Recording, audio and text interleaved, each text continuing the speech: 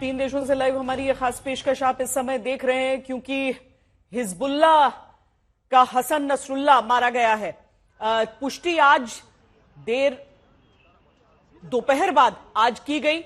Israel की तरफ से दावा पहले कर दिया गया था, आईडीएफ की तरफ से पहले यह कह दिया गया था, बाद में हिजबुल्लाह की तरफ से भी इस बात को स्वीकार लिया गया। ये तस्वीरें हम आपको लेबनान की दिखा रहे हैं जहां पर ये इजराइल की तरफ से प्रहार हुआ है और उसके बाद भी जहां जहां इजराइल के पास जानकारी है कि हथियारों को रखा गया है उन सब इलाकों पर कार्रवाई अभी भी जारी है।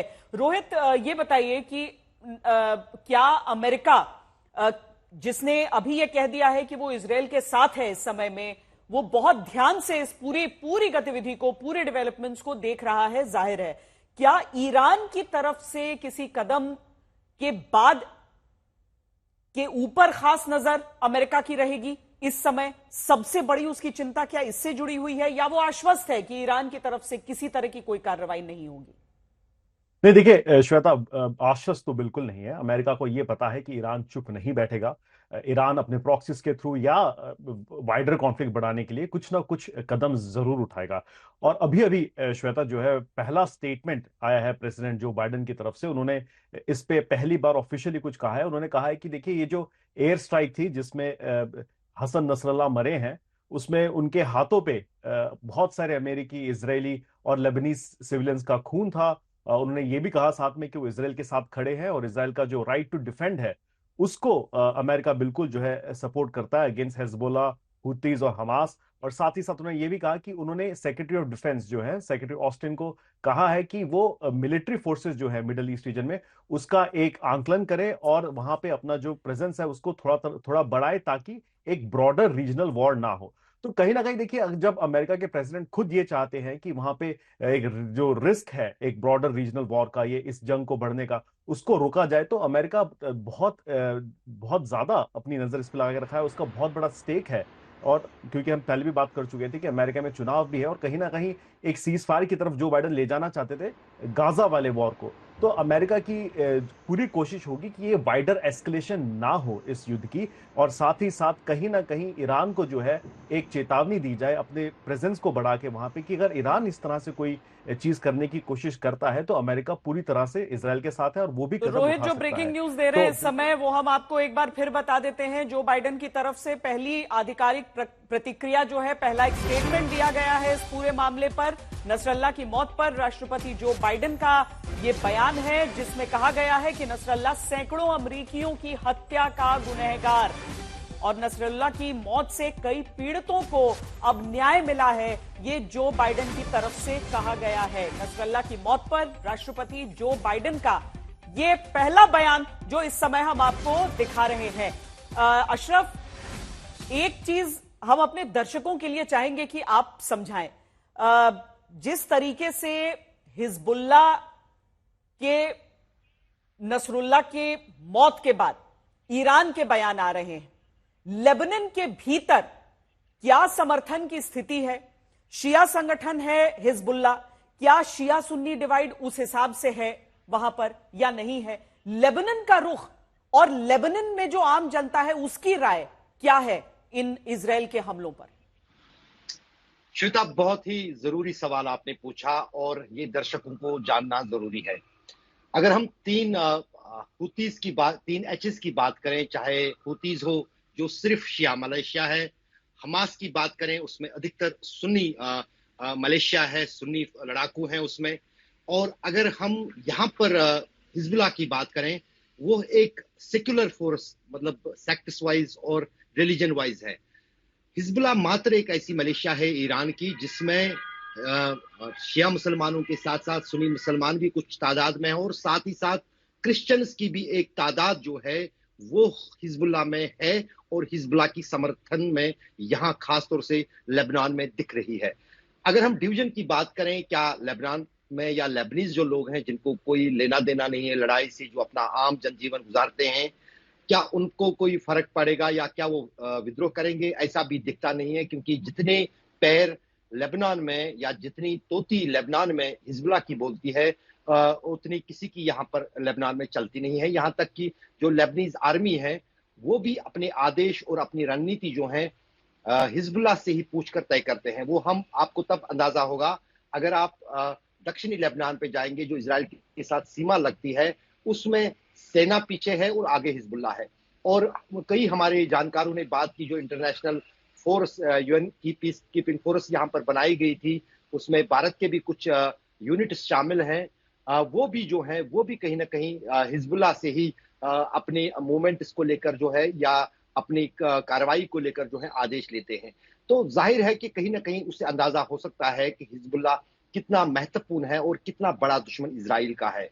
कुछ लोग ये मानते थे कि सिर्फ डेस्परेशन नेतन्याहू की ये है कि किस तरह से ईरान को इन्वॉल्व किया जाए इस जंग में, ताकि अमेरिका की फिर सीधे तौर पर जो है इसमें मुदाखलत भी बढ़ेगी, दखल भी बढ़ेगा। ईरान का अगर हम अमेरिका का इतिहास देखें तो अमेरिका, चाहे वो अफगानिस्तान हो, चाहे फिर वो अलग अलग देश हो, जहां पर इराक हो या फिर सीरिया हो, जब भी दखल यहाँ पर अमेरिकी सेना का रहा है, वो खुद नहीं लड़ते हैं, बल्कि वहां के फौज या वहां की जो सेना हो, जो उनके समर्थन में हो, उससे लड़वाते हैं। वो मैंने अफगानिस्तान में ही देखा। अशरफ गनी की जो फौज थी, जिसको फीड, इक्विप, हथियार सब कुछ जो है अमेरिका ने दिए थे, लेकिन जब लड़ने की बात आती है थी तालिबान के साथ, तो आगे जो है वो उन्हीं को करते थे। तो कहीं ना कहीं वही रणनीति जो है ईरान ने भी सीख ली है। अब वो अपने प्रॉक्सीज को आगे करता है, खुद बचने की कोशिश करता है। और जिस अंदाज से अमेरिका के राष्ट्रपति की प्रक्रिया पहले आई है इस हसन नसरुल्लाह के मारे जाने को लेकर, इसमें कोई शक नहीं है कि हसन नसरुल्लाह ने जितनी भी चोट अमेरिका को, चाहे यहाँ पर पहुंची हो, सीरिया में पहुंची हो या फिर इराक में पहुंची हो, उसमें सबसे बड़ा हाथ हिजबुल्लाह का ही था और हसन नसरुल्लाह ही इसमें प्रमुख थे। और हिजबुल्लाह को चलाने वाला कोई और नहीं, एलीट फोर्स जो है ईरान की है, इस्लामिक रेवोल्यूशन गार्ड IRG, वही उसको चलाती है। लेकिन हिजबुल्लाह को ताकतवर देखने के लिए और उसमें कोई तितर बितर इस लीडरशिप के असैसिनेशन के बाद ना हो, उस पर ईरान की पैनी निगाह है और वो बिल्कुल नहीं चाहेगा कि इतना कमजोर हिजबुल्लाह पड़े कि इजराइल उससे ना डरे जिस तरह से डरता था। तो जाहिर है कि आने वाले दिनों में हम देखेंगे कि ईरान की तरफ से न सिर्फ नवीन हथियार और लॉन्ग रेंज मिसाइल हिजबुल्लाह को दी जाएंगे, बल्कि साथ ही साथ उनकी कमांड कंट्रोल जो है वो कहीं ना कहीं जो रिटायर्ड जनरल्स हैं ईरानी सेना की, वो संभाल सकती है। वो सीधे तौर पर जुड़ेंगे। सुशांत जी, सीधे अगर हम देखें, अगर हम असर की बात करते हैं तो देखिए जम्मू कश्मीर चुनाव पर तो असर दिख ही गया कि यहां पर चुनाव की तारीख सर पर है, लेकिन सांकेतिक एक दिन के लिए भाई हम प्रचार नहीं करेंगे, ये महबूबा मुफ्ती ने भी कह दिया और कई और कैंडिडेट्स ने भी अपनी तरफ से ये कह दिया है। तो असर तो उसका सीधा सीधा यहां तक आ जाता है। लेकिन अगर मैं इसके वैश्विक प्रभाव की ही बात कर लूं और इससे आप कितना एस्केलेट होता हुआ इस लड़ाई को देख रहे हैं, क्या ईरान को आगे आता हुआ देख रहे हैं ओपनली, मतलब सीधे मोर्चे पर, क्या आपका एनालिसिस रहेगा इस पर? श्वेता, देखिए, अगर ईरान ने आना होता तो काफी देर पहले आ चुका होता ईरान। मैं जहां तक अशरफ की बात से सहमत हूं कि ईरान खुद कोशिश यही करेगा कि अपने प्रॉक्सीज को आगे करे, लेकिन अशरफ से मैं यहाँ पर सहमत नहीं हूँ कि जब वो अफगानिस्तान में बात करते हैं कि अमेरिका जो था वो पीछे था और उन्होंने अफगान सेना को आगे किया हुआ था। लगभग 10-12 साल तो अमेरिका ही लड़ाई लड़ रहा था, उसके बाद धीरे धीरे उसने अफगान सेना को भी पैदा किया और फिर धीरे धीरे करके वो रिस्पॉन्सिबिलिटीज जो थी वो अफगान सेना को थी। तो वो मेरे ख्याल एक नुआंस का फर्क है जो अशरफ बोल रहे हैं। ईरान का ये रोल नहीं रहा। ईरान ने अक्सर ये वाले अपने बंदे पाले हैं और फिर इनके थ्रू अपना जो जो जो असर और रसूख है उसको फैलाने की कोशिश की है।